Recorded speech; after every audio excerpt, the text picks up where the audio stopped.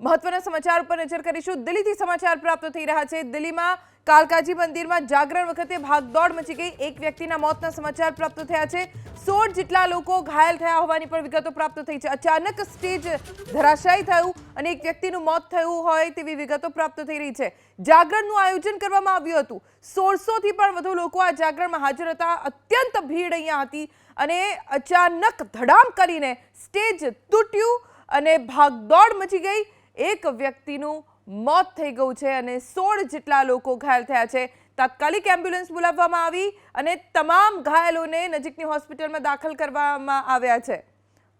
ભાગદોડમાં એક વ્યક્તિનું મોત થયું છે અને 17 લોકો ઈજાગ્રસ્ત થયા છે। મંજૂરી વગર અહીંયા કાર્યક્રમનું આયોજન કરવામાં આવ્યું હતું। કાલકાજી મંદિરમાં કોઈ પ્રકારની મંજૂરી નહોતી લેવામાં આવી આ જાગરણના કાર્યક્રમને આયોજિત કરવા માટે।